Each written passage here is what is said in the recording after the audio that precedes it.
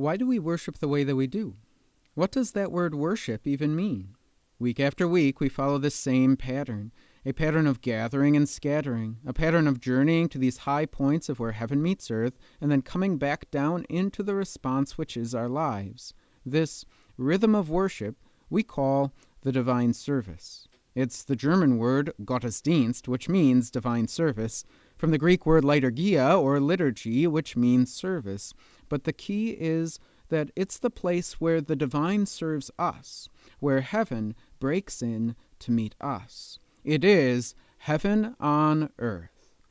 And we've been looking at the shape of the divine service, seeing the pattern of calls and responses that have the intention of shaping the pattern of our life. We looked at the invocation that orients us, the confession and absolution that prepares us, the word that comes down to us, the offering where we respond, and the sacrament where Christ feeds us. And today, we look to the final word of the divine service called the Benediction. That's Latin. Bene means good, and dictio means word, or word of blessing. It's a newer part of the liturgy, arriving in the last 500 years in order to conclude a 2,000-year-old rhythm of worship. But here's what it is. It's the Aaronic benediction.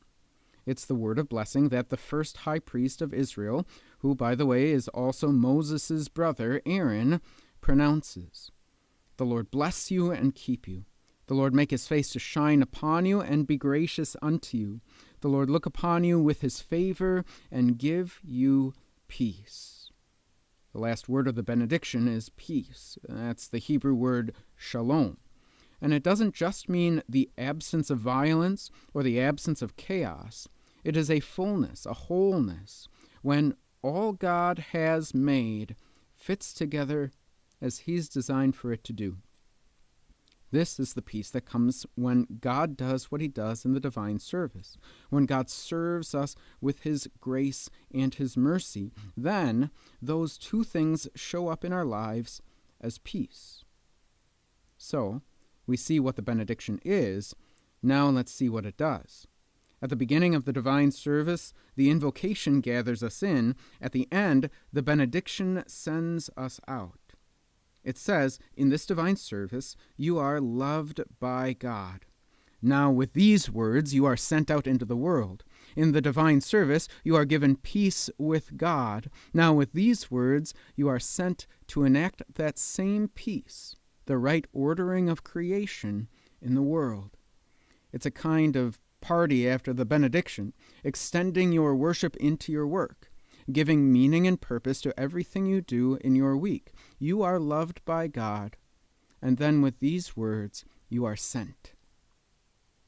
And so, again and again, divine service after divine service, we gather together to be loved by God, and then we are sent out to love the world. Again and again, we are sent with the promises of God, the one who serves those promises to us himself.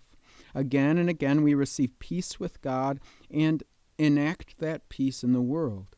Again and again, we are sent out having received what only God can give when he brings heaven down to earth. And that's the benediction.